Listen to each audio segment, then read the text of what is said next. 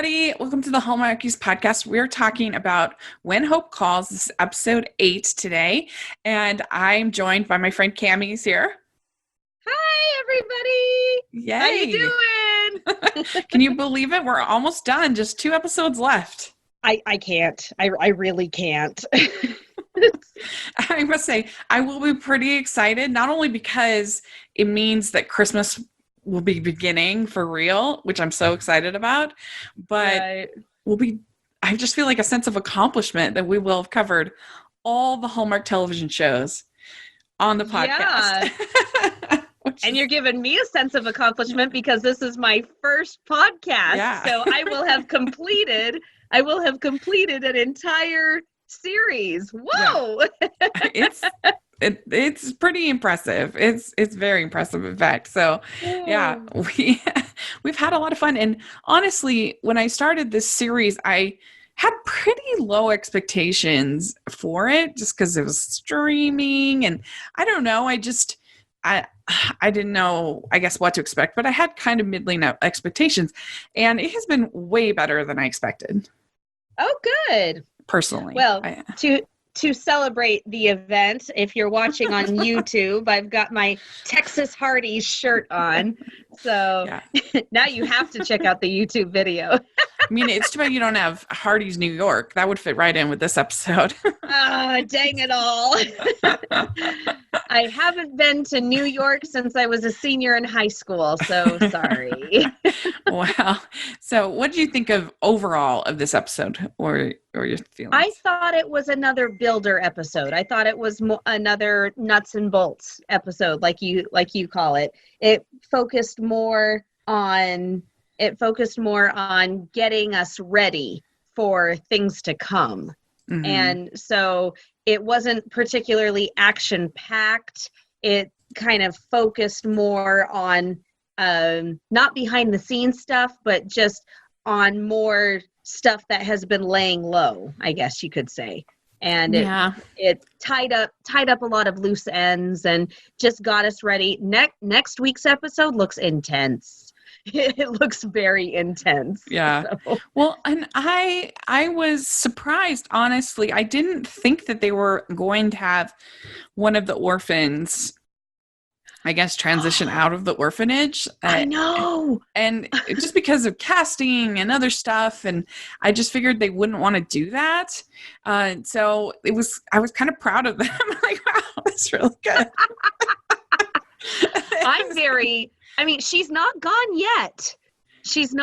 yet. So I'm very curious about what they're going to do. Are they going to have Helen leave the orphanage?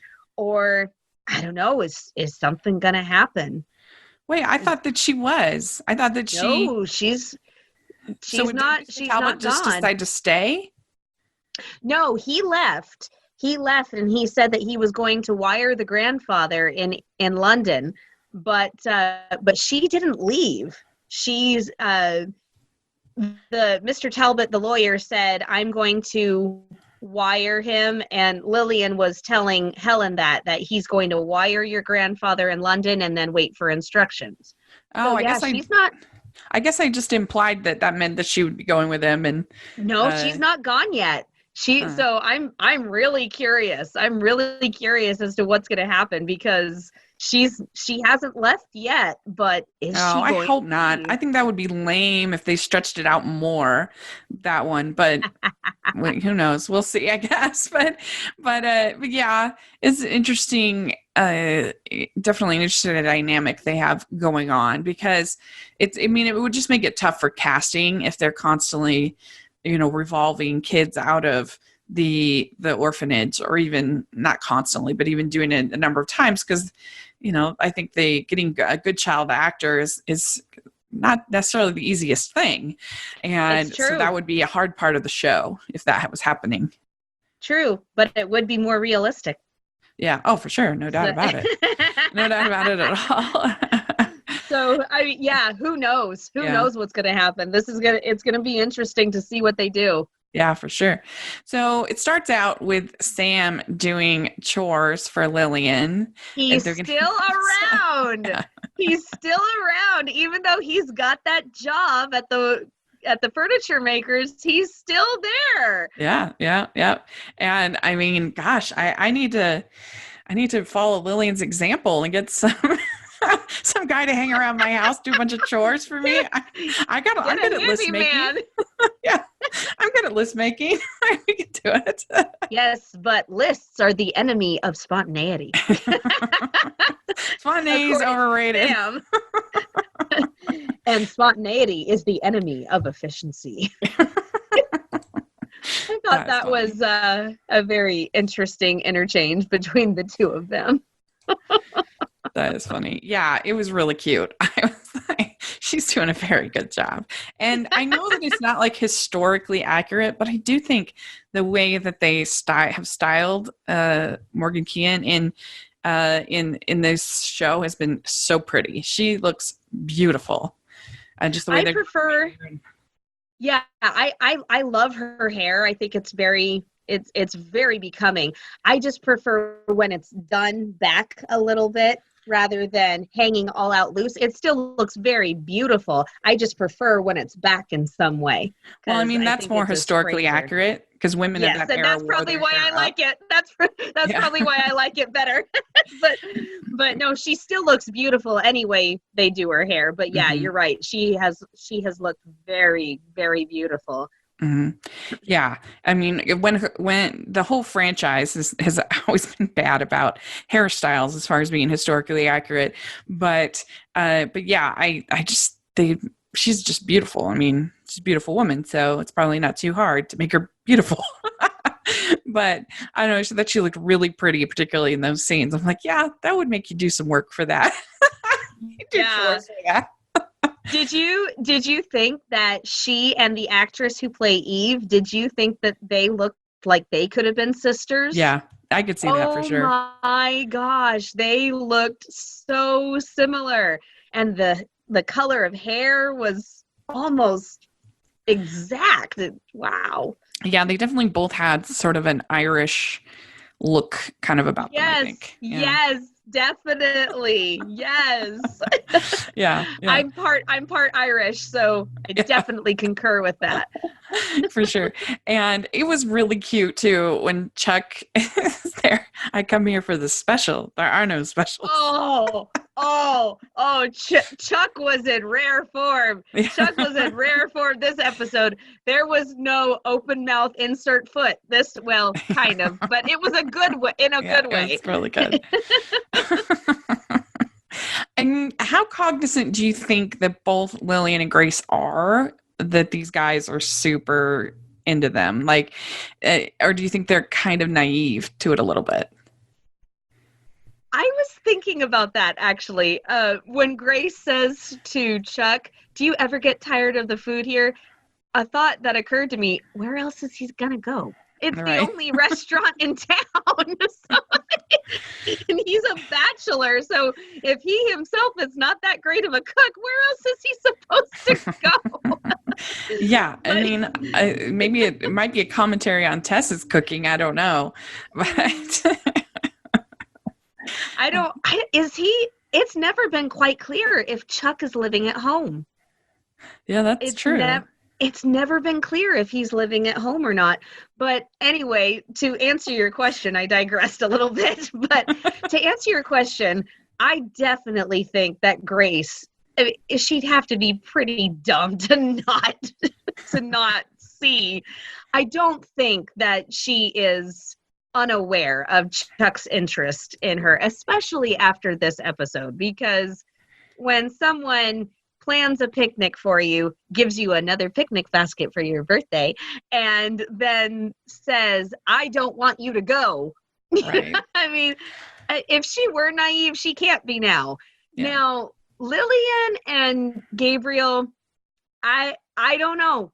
I don't know, because Yeah. it would be in Lillian's personality to just kind of brush it aside and put it off and say, well, children come first. No, he can't be interested in me. We both have jobs to do. So that would fit, but I don't know, when they were coming toward each other on the street, I loved their smiles. They both had such genuine happy smiles, and I know that she was on the high from Mr. Talbot the lawyer coming, and then he just smiled because she was smiling and coming at him. Yeah. I have to think I that don't she know. would be more aware of Sam's interest than Gabe's interest. I feel like she would have to be. yeah, I mean, you'd have to be pretty naive to just think someone's doing all these chores just for just for fun. Absolutely. Yeah. Yeah, So, I don't know the level. I don't know the level. mhm, yeah. Yeah, it's a tough call. So we find out that Eve, Grace's friend from growing up in the orphanage and things, has come to see her and to try to convince her to go to New York City. This has been their big dream together, was to go to New York City, and it's kind of an interesting, I guess, dream because I don't know, back then, New York, I don't think was quite the same as it is now, with all of the, I don't know, I just think it was just a different world with all of the factories and the child labor and the other stuff like that. Like it's not quite the same. And so it was, I don't know, it's kind of interesting to think, oh, I got to go to the city back then compared to, the way we think about it now with a lot more sort of luxury is the way we think of New York City. And if that's probably not accurate, I don't think it was quite the same back then, but maybe, I don't know. My thought is I would love to say that I know exactly when Broadway shows started, but I can't Yeah. tell you that. Sorry. I should. I should be able to tell you that, but I can't. So there's a possibility that it was still a great place for theater. I'm pretty sure that New York was still a great place for theater back then, but I think it was more that New York was such a booming city and it was rampant with opportunity. I Yeah. think that's why it was everybody's dream to get there, because you got the Statue of Liberty, that it was one of the first things that people would see when they were headed toward America. And so that gave them the dream of freedom. And then, yeah, it was just Eve said there were 5 million people there, and so it's just a place that's booming. It's booming with people, it's booming with opportunity. I think that was the big dream. I mean, I'm no expert either, but I think back turn of the century, it was more of sort of Gilbert and Sullivan and that kind of theater, and like vaudeville, I think was more the thing. So it was definitely a place to go for entertainment and other, type things. But I think that was more sort of the style was light opera / vaudeville kind of entertainment. Circus was really popular around that time. Things like the Buffalo Bills show, some things like that were really popular in the turn of the century. So I don't know. It's be an interesting thing. So, but anyway, Eve, that's what they would talk about. That's what they would dream about. And they really helped them get through some hard times, each other and their sort of dreams. And so she's hoping to convince Grace to go with her. What did you think of Eve? What was your impression? I went back and forth. I really did. I went back and forth. By the way, I just looked it up. The first, the first long run musical on Broadway was The Elves, which was presented in 1857 and ran for 50 shows. So there were musicals in 1916. So yeah, there you go. Yeah. All right. So good. Eve. Yes. Yeah. I did like her. I'll start by saying that I did like her. I thought that she was a very good friend to Grace, and she was somebody who gave us an insight into Grace's past, which I think is always nice. Anytime we can get backstory on either one of these girls is a great episode, in my opinion. I do think that she was trying to live in the past a little too much. And one thing that really caught me and really stuck with me was when she said to Grace, "You're living your sister's dream, not yours." And I went, wait a minute. But How isn't long there a has it been little bit since of, you've seen her? You have, yeah, that's fair, but I think there's a little truth in you have, that. A little bit. I mean, I guess, but it seemed to me that it was their dream together to start the orphanage. I don't think that, because Grace is all about giving them a life that she didn't have in a bad orphanage. She wants to change it and give orphans a good home in a good orphanage. So I don't know. I just thought there's been no mention about this being Lillian's dream, and Grace is just going along with it. So I thought that was a Yeah, little presumptuous. yeah, that's fair. I agree. But I also kind of saw what you're saying, because I feel like there's been so much anxiety on the part of Grace as far as running this orphanage. Almost every step of the way has been something that's brought back some kind of trauma or some kind of uh, anxiety. I.e., what we Involving. talked about last week with the birthday. Yeah. And so I kind of feel like uh, it is more kind of Lillian's dream. I don't know that as a fact, but I don't know. I just feel like, yeah, I can kind of see what she's saying. But you're right. I mean, she's been back for 5 seconds, and she's already kind of explaining her life to her. So that's definitely true. But I thought it was a pretty interesting statement that Eve makes, and when she says, "I protected her as best I could." Yeah. And so I was like, "Ooh," because that was when I liked her. That was one of the moments I really liked her. But I mean, we haven't gotten a sense of that she was really in sort of danger. That we knew she was unhappy, but I felt like this kind of was taking it almost to another level, another sense of a dark place that was interesting to me. That that she had to protect her, and so, from these bullies and from who knows what else. There could have been predators. There could have been who knows what she was living around, and people taking advantage of a young woman. Like it they're not going to go there, but I thought it was kind of a secret way of going there.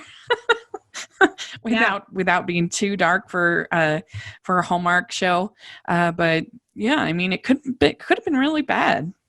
It could have been. Absolutely. Yeah, that was one point when I really liked her, when she said that she protected her from the bullies. Also, the other thing that I thought was interesting, and I don't think that she was doing this to be mean, but the fact that she was telling Lillian what a sister would tell her. I thought that it was really interesting that Lillian and Eve kind of switched places. And Eve was telling Lillian what Lillian should have known. Yeah. Well, she said, do you want to know her first crush? Did you know she's allergic to walnuts? I just thought, oh my goodness.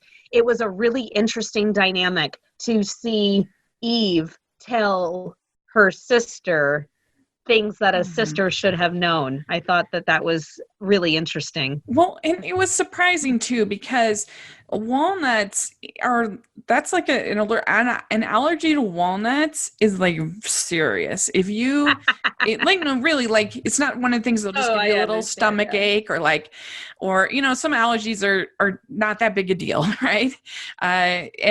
But like nuts, if you are allergic to any kind of nut and then you partake of them, you could die. So I was kind of surprised that Lillian didn't know that. Yeah, maybe it's just never come up because walnuts aren't in their area, and they're too expensive to buy, so it could be that it just never came up. So yeah, that was an interesting moment when she basically offers to tell Lillian all about Grace. She's like, "I'll give you the 411." Right. Yeah, I don't think she was trying to push anything in Lillian's face, but you can definitely see in Lillian's eyes that she thought, "Oh my goodness, she is trying. Is she taking my place?" So Yeah, it's also I a think little, Lillian left. I yeah. think she felt left out a lot. It's also a little surprising that somebody would just sort of surprise visit somebody that you're expecting her to move with you, but uh, that usually you just send some kind of letter or some kind of contact in some way, maybe even a telegram saying, because I don't know, people don't just move to New York on a whim. Yeah, and especially when you're in charge of 6 orphans. I thought, Right. you want her to pick up and move to New York, to another country, when she's just settled down into this new life? Come on. Yeah. I really do think that she was living in the past a little bit, not necessarily in a bad way, but she was constantly pushing, this was our dream, this was our dream, this was our dream. And because it was their dream back then, it had to be the dream now. I don't think that Eve changed much. I mean, she got older, of course, and maybe a little bit more mature, but it seems to me that Eve hasn't changed much from back then to now. And Hmm. Grace has done a lot more changing since finding her family. Right. Yeah, I agree for sure. So, it was an interesting character, an interesting dynamic to have. And so, what did you think about this whole plot line with Ronnie? And it was serious, but also kind of hilarious. So we find out that that Tess is the only one in the family with money. I think we kind of already knew that, and that Ronnie was evidently declined by the bank because Gabe is looking into this to try to figure out more information about Sinclair, the owner of the swindler The behind the savings banker. and loans banker, whatever. That's Yeah. that's the problem, and He was the so bank manager. He was the bank manager before he went into the savings and loan. yeah, so Ronnie goes up to Tess, and he tells her that to basically lie for him, and to say that she gave him the money, and then we but it's truth, he got the loan from Sinclair, and and so then Tess talks to Gabe and says, what are you doing about with Ronnie? And Gabe says, I think Ronnie's got himself into some trouble. So obviously that's true. Yeah. Yeah. And we find out that Tess did lie for Ronnie. And she says that, Shame, shame, yeah, shame. she says it doesn't sit right with me. But the funny part is you see Ronnie trying to hide from this. There's this man, like it's not a bounty hunter, but I don't know, the henchman, I guess, for Sinclair. He's yeah, I mean he's a lackey, I guess you could Yeah, say, that's a good word. or he's the muscle. There you go. Yeah, yeah, He's the muscle for Sinclair. yeah. And that was really funny. He's like hiding amongst the cows, and then he's like in the hay. Like, I was like, what's I going on? I think I've mentioned Man from Snowy River on here before, Mm-hmm. and I grew up loving it. It was one of my favorite movies. My mom and I watched it all the Yeah, time. it's a And good one. watching this episode, immediately a line from Man from Snowy River popped in my head. I'm not hiding behind the skirts of a bunch of women. Wait a minute, that's exactly what he's doing. But there's no skirt because she's a tough woman. But because for anybody who has never seen Man from Snowy River, it takes place in Australia, Yeah. and this mountain man has to prove himself before he can take over his father's plot of land. His father dies in an accident, and so he goes down on the flats, is what he calls it, out of the high country, out of the mountain, and has to find work, and so he is working for this very, very rich rancher played by Kirk Douglas, and he's breaking in a cult without the boss's permission because the daughter told him to, and he's got a crush on the daughter.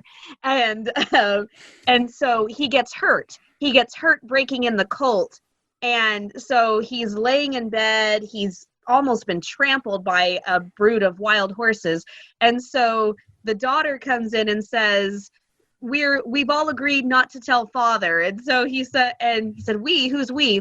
Mrs. Bailey, Aunt Rosemary, and I. And he says, I'm not hiding behind the skirts of a bunch of women. And so because he didn't want to, but that's exactly what Ronnie did. He's hiding behind his sister-in-law. And the cows, even worse. And the cows. And in the hay. Hey, that was really funny to me. And just Tess just face palming it. Like, what is happening? Was really funny. Well, and she's being the man. She's being, he said, I'm coming down and don't bother. And she says, I guess they don't make gentlemen like they used to the master guy. Slam. But that man won't hit a woman. You could tell. Yeah. You could tell that he wanted to take a swing at her, but she's a woman. She's wearing pants, but she's a woman. And back then you did not take a swing at women. Yeah, so. And she tells him from here on out, we deal with Sinclair, not his messenger boy. Ooh, that made him mad. So I can only guess the next week we are going to meet Sinclair. Maybe they'll save it till the last episode, but it seems like I wouldn't be surprised if we met him next week.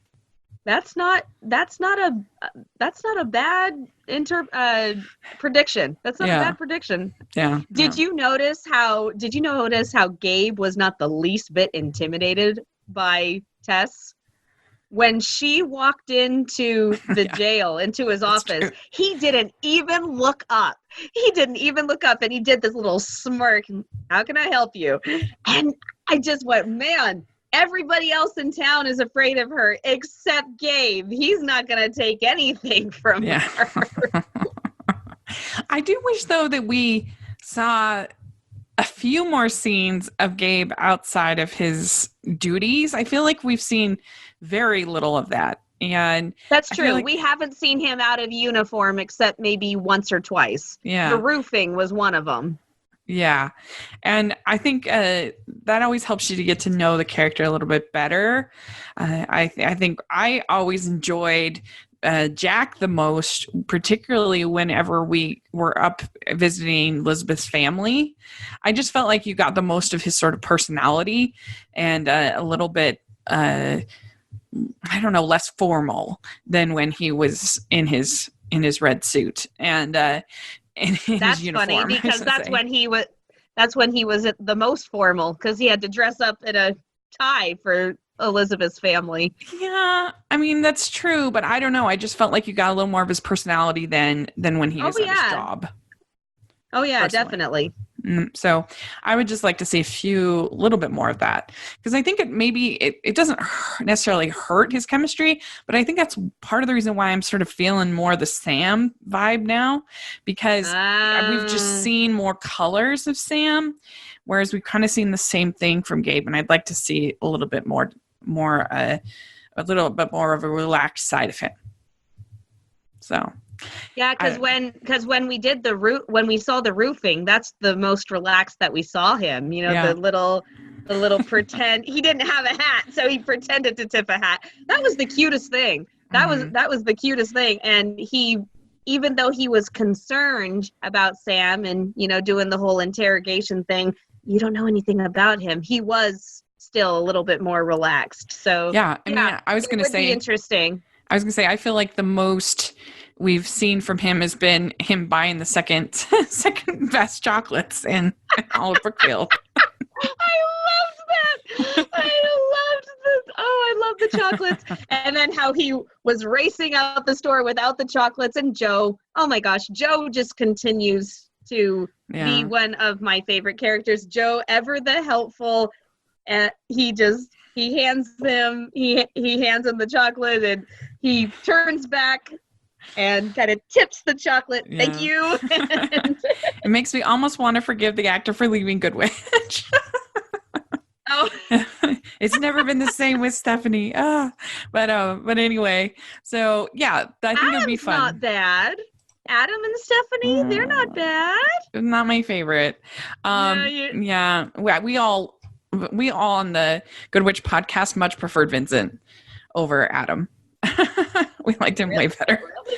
Yeah, we did. I'm going to leave that alone because we're not on Good Witch. But okay. Yeah, we weren't big Adam fans. But anyway, then the other plot line of the episode was that we had little Helen they've found her grandpa, but instead of coming to get her, he has sent his lawyer because he had an unfortunate incident, I think the year before or a couple of years before, where they had published an article and somebody had basically tried to swindle them and pretended that that an orphan was his granddaughter.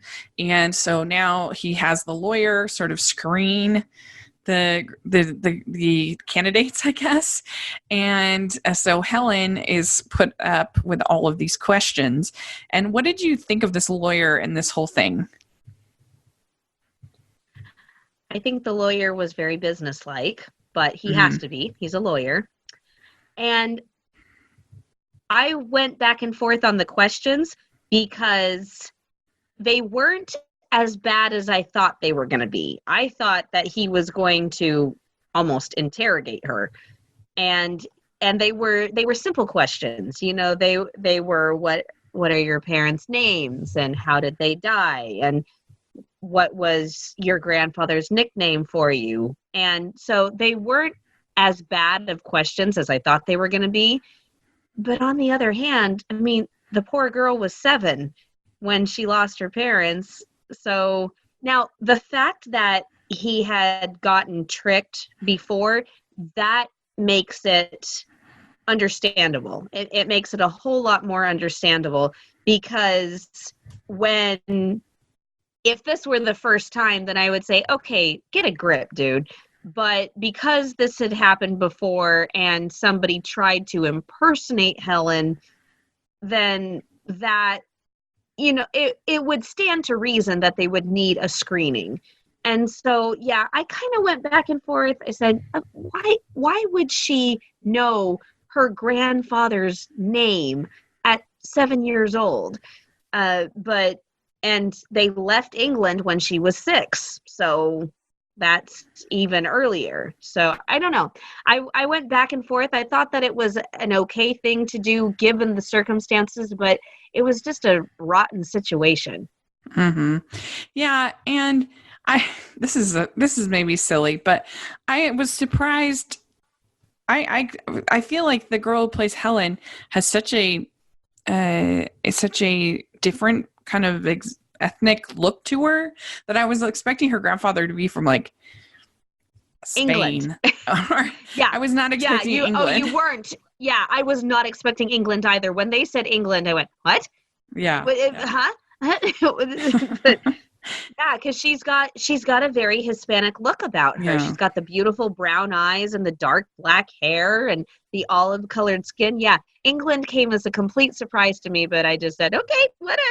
Yeah, I mean, technically, a lot of different people can live in England, but it just surprised me. I was expecting it to be something else, so that was interesting. And the one thing that the lawyer did that drove me crazy is Lillian said, she said Bayswater, a neighborhood in London. And he said, oh, I've never heard of it. Oh, you've never heard of it, so therefore it doesn't exist. So you know every neighborhood in London, do you? You know. Well, yeah, and technically, when somebody tells you more detail, that should be actually a good sign, not less detail. Yes! When they said that at the end, I was kind of like, what? That's stupid. Like, it'd be way easier to copy and pretend London than to pretend that like Bayswater. An individual neighborhood. Yeah. He was being very close-minded, but at least we got the nickname. We got Poppy out. Also, the fact that he wouldn't look at the locket, that was stupid. I mean, if she literally has photos of them of her parents in the locket. Yeah, we don't know what's in the locket. They've never said. I would assume it because of the size and everything that it has photos, or painting or something at least of them. And the fact he wouldn't even look at it was stupid. I was annoyed with him with that.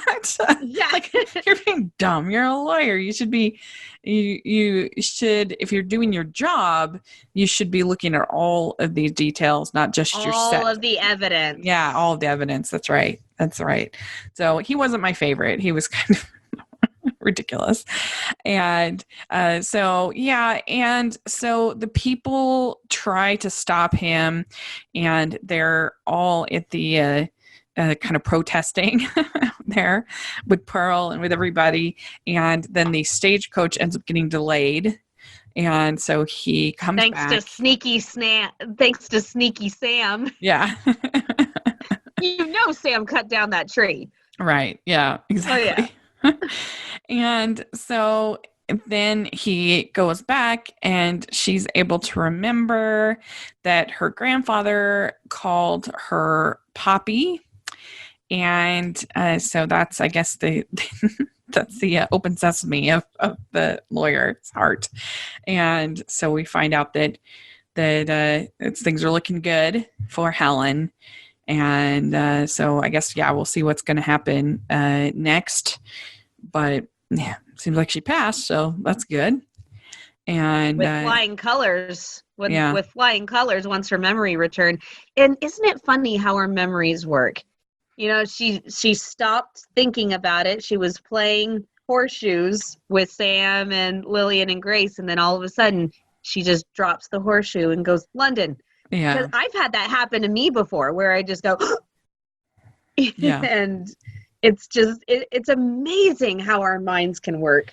It really is true. It's so interesting, that difference between the short-term memory and the long-term memory, because you would think that it would be so much easier to remember something that literally just happened, but it can be just completely out of your mind, and yet you can remember just the most random stuff from your childhood. You're like, why can I not remember the person I literally just met 5 minutes ago, but I can remember some random kid's name from my kindergarten class? It's a weird thing, because it uses different parts of your brain.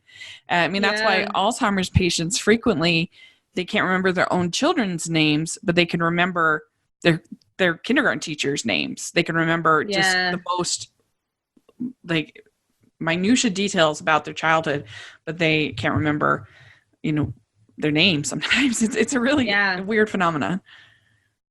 So that was interesting. Especially I can imagine if you had experienced trauma, which anybody who'd been orphaned, that would be trauma.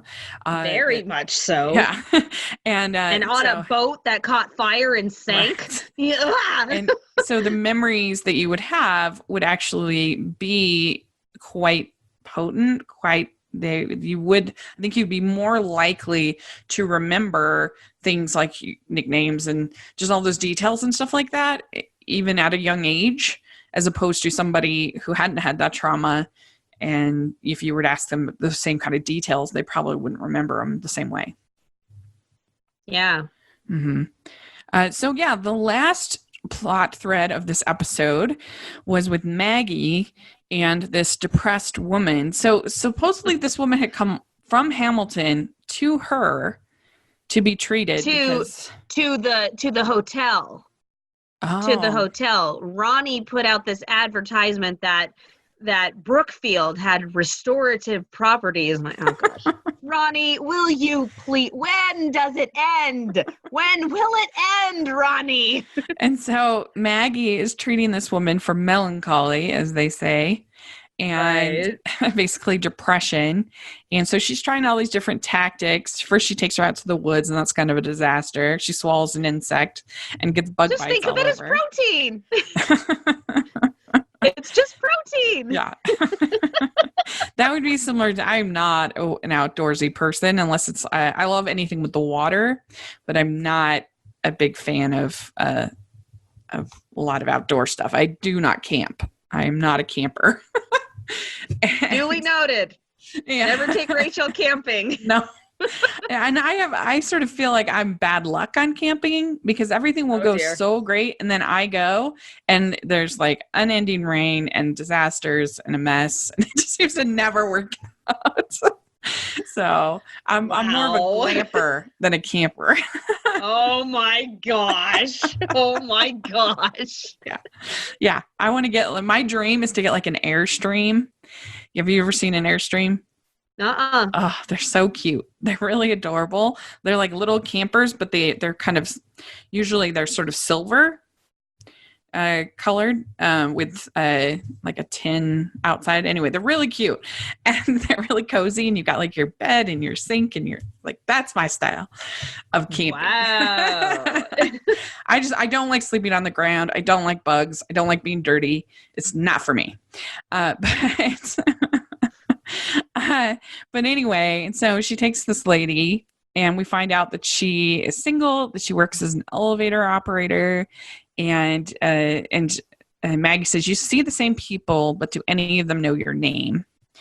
And so we kind of figure out that she's pretty lonely, this lady. And so Maggie. And very isolated. Yeah. So Maggie keeps trying to talk with her, and then they get involved with helping Helen. And she kind of comes to realize that that's what she needs, is to be involved in things and in people and serving people. And she needs to find a connection of that she can work with and help. So I thought that was actually a really sweet, nice little like B storyline. Yeah, I did like the storyline. I wanted to see if Maggie was taking all of this effort to get Mrs. Larkin involved with Helen. I wanted to see them do more than just stand there. Because Mrs. Larkin didn't actually do something. She didn't actually say something to change Mr. Talbot's mind. She was just part of the crowd. So I really liked that Maggie got her involved, but if there was going to be that effort, I kind of wanted her to actually do something with it. Mm-hmm. But I didn't hate the storyline. I just wanted to see more with it. Mm-hmm. Yeah, I can appreciate that. That's true. That's a good point. But it's I was, maybe it's because it was fresh on my mind because yesterday was Mental Health Awareness or Wellness Day or whatever, and so it was something I was thinking about loneliness and about different times in my life when I've had depression and stuff. So then I watched this plot line of this person going through melancholy. So that really spoke to you. Yeah, I definitely connected with it and sort of the attempts to try these different things. But what really helps and what really matters is that human connection. And yes, that you can have all of the sort of temporary fixes, but that a lot of times they'll just make it worse than actual real human connection and meaning and connection with God and all that stuff. It just really is what and getting the like treatment and counseling and other things that you need, and it's all very important, but also that human connection just can't be undersold. So I appreciated that a lot. It was very cute to me, and I kind of wish that maybe we got one more episode, but of course we probably won't. But I like, they're probably gone. It was cute. Yeah, so altogether, quite a bit of story in one episode, I think, and we got 2 more episodes left, and that will be really fun to see what's going to happen. Do you have any predictions for next week? Ooh, predictions for next week. Well, there's supposed to be a story on Matthew Stewart, Tess's husband, and right, yeah. so that looks, and then it looks like Ken and Chuck get into something. And okay, Rachel, we cannot talk about this episode without Chuck's reaction to him thinking Grace is getting on the stage. Oh, we gotta talk about it because it was so awesome. Yeah, that was really good. I liked that. Yeah. No. He looked like he was panicking. Yeah. He looked totally panicked, and just the no. You're not actually. He couldn't even say it. That was so cute. I don't want you to go. Oh. I am so surprised that Eve didn't capitalize on that she didn't make it even more awkward. that she didn't say, what's that? Or something like that. Yeah. She just kind of let it pass over, but yeah, awkward. It was really good. I agree. That was very swoon worthy. And so next week it's a reporter comes to Brookfield to do a story on Tessa's late husband. Gabriel's investigation hits close to home. Chuck and Grace face an impasse in their relationship. So going to be pretty exciting. Yeah, because it looks like she is trying to tell him that he crossed a line, and then he kind of snaps at her, what line did I cross? And then walks away from her. So it looks intense. It looks very tense. It's gonna be really good. It's called House in Order, and it's got something to do with all these bridges. So that they did. So that will be really interesting to see. So if you're listening, let us know what you thought of the episode. What was your favorite of all these plot threads that they did? Kind of had an A, B, and C plot this time.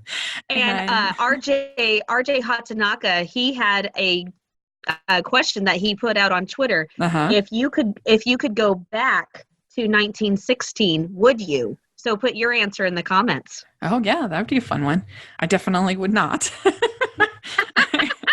I think we all know that answer. Yeah, I prefer modern plumbing and electricity and the right to vote. I'll stick with 2019. So, but let us know your thoughts. That would be really fun to talk about. So, yeah, put in the comment section or on Twitter. We would love to chat about that and let us know what you thought about the episode as a whole. And we'll look forward to next week.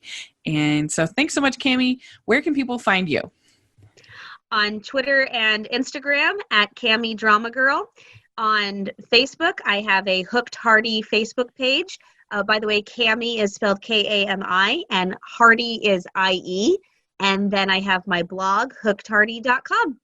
Great. And you can find me at Rachel's Reviews, all over social media, iTunes and YouTube, and on Rotten Tomatoes. So make sure to check that out. And we have all of our When Calls the Heart, When Hope Calls content in the playlist in the When Hope Calls in the When Calls the Heart playlist on YouTube. So we'll put that in the description section as well.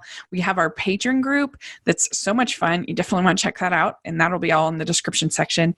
So make sure you're following the podcast at Hallmarkies Pod all over social media, iTunes, YouTube.